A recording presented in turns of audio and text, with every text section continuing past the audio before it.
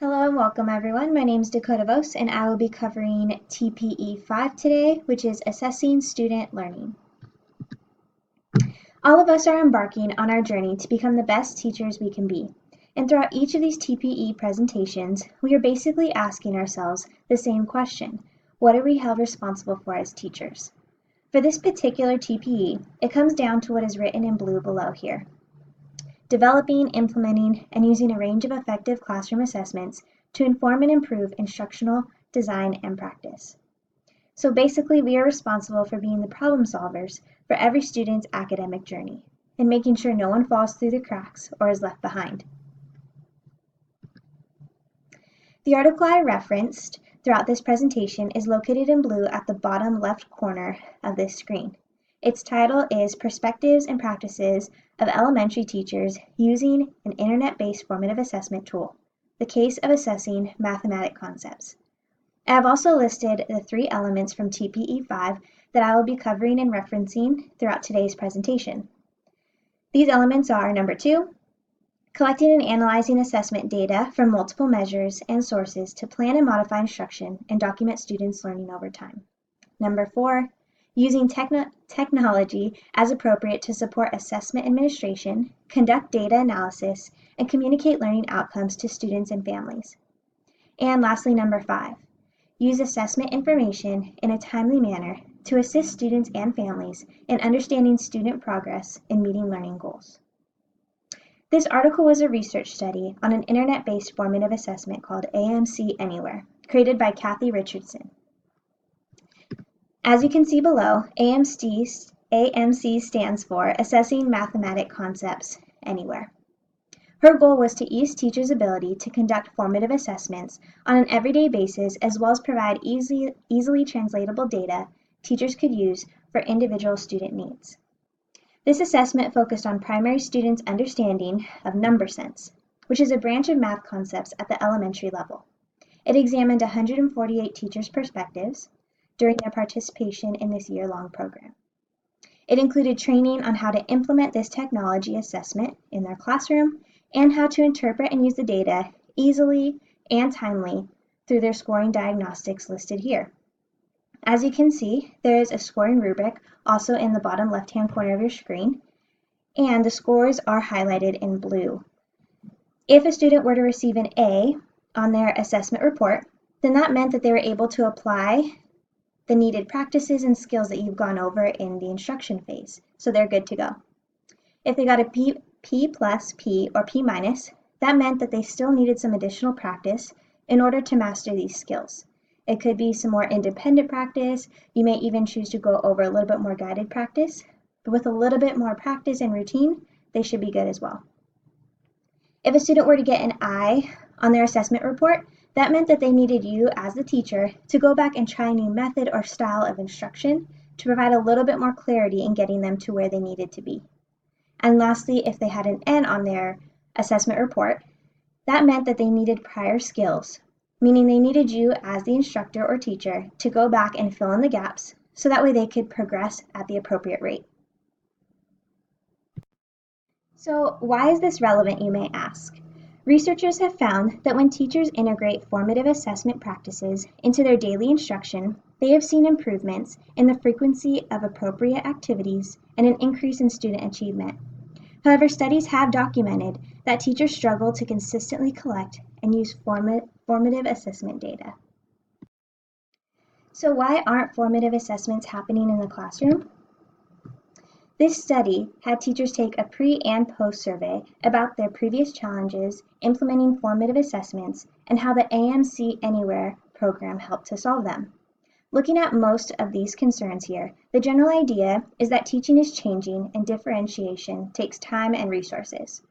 Time and resources these teachers are claiming they do not have. A lot of teachers are saying that their pre-programmed teaching frustrations are that they need to stop teaching in order to accurately assess. They feel that instructional time must be devoted to covering standards in order for them to cover everything within the academic school year. That more resources are available for summative assessment, such as tests or quizzes, and that they have limited time to create resources for formative assessments. Unlike summative assessments that have some tests and quizzes already ready, maybe in the teacher model of the book, formative assessments really lie in the hands of the teacher and what works best for them. So, was AMC Anywhere able to fulfill our teaching performance expectation number 5? For element number 2, which can be summarized as collecting assessment data to modify instruction, teachers conveyed the following themes after completing the program. They stated that AMC Anywhere made it easy to make instructional decisions for each student, that you can easily pinpoint the understanding of individual students, and that it was easy to allow the data to drive the lesson and provide differentiation. In regards to element 4, which can be summarized as using technology to support assessments and gather data, teachers found that digital technologies offer additional resources to address teachers' concerns. It gives you precise data that helps gear instruction, and there was a definite shift in more student-centered pedagogies occurring. And lastly, when referencing element number 5, which can be summarized as using assessment data in a timely manner for students and families to see progress, AMC Anywhere showed where each student was struggling. It helped report progress for RTI paperwork, which stands for Response to Intervention. It gave teachers more tangible data to share with their parents in parent-teacher conferences, and it even allowed for teachers amongst grades to see who had success with a particular topic. So not only were teachers able to see students' information, they were able to compare their students' results amongst themselves. They were able to see if maybe it would be more beneficial for one teacher to tackle a particular topic due to their high success rate. I remember from my elementary school, I had a homeroom, and that teacher did ELD, language arts, art, science, that kind of stuff.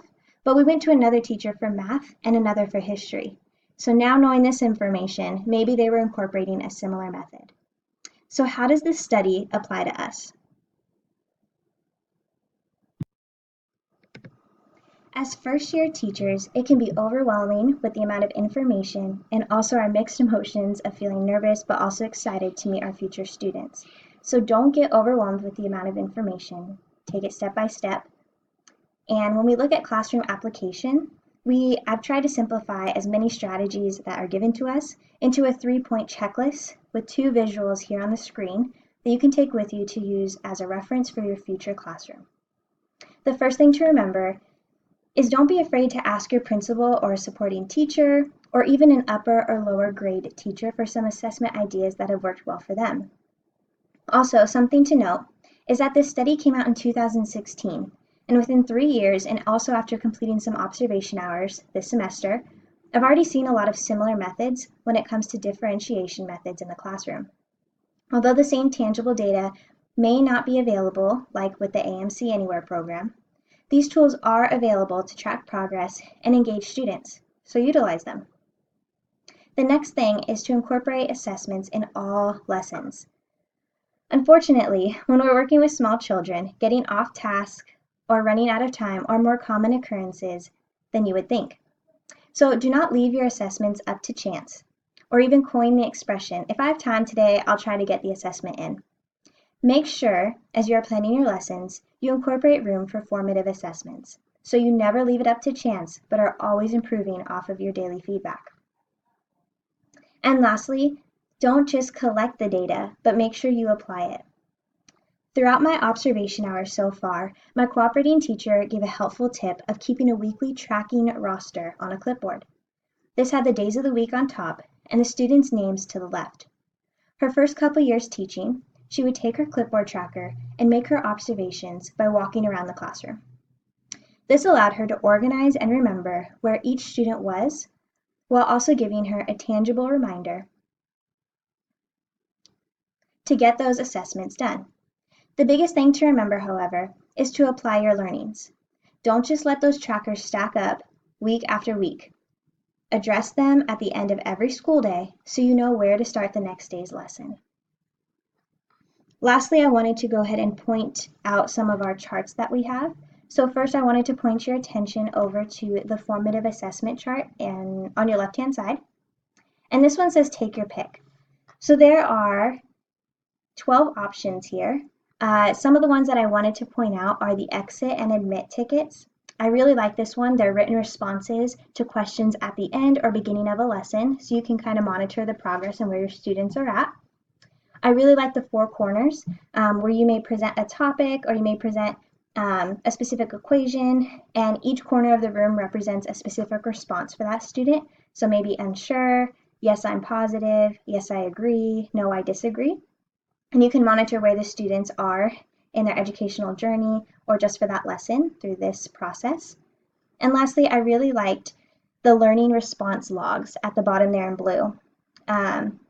It says it's very common amongst scientists and engineers, but it's just a way for them to look at different questions and come up with questions maybe you didn't address that they still have. And then lastly, I just wanted to also talk about this little chart that we have to the right. And just remember, you're not alone if you feel overwhelmed with the amount of work that comes with assessing our students. So if you are feeling overwhelmed, just remember this 4 simple process: instruct, assess, reflect, and adapt. Start with your instruction, your well laid out lesson plan. Assess your students through their body language, maybe their confidence levels as they answer questions and who's raising their hand. Reflect on your students' actual answers and their work by walking around the room or through another formative assessment. And then adapt, using those resources you collect from your assessments to re-engage your students, go back and re-instruct, or maybe even progress because they've already gotten it. So that brings us to our discussion questions. Our first 2 are the normal ones that we've all had to answer. So number 1, so what? So what does this mean for you and the content grade level you would like to teach? Now what? What are practical applications to the information provided for the content and grade level you would like to teach? Number 3, name 2 benefits to the AMC Anywhere program and explain why you think those are important. Number 4, if your future school implemented a year-long internet-based assessment, would you find it beneficial after hearing this information? And lastly, number 5, what are you most concerned about when creating assessments for your future students and why? Thank you so much for listening, and happy assessing, guys.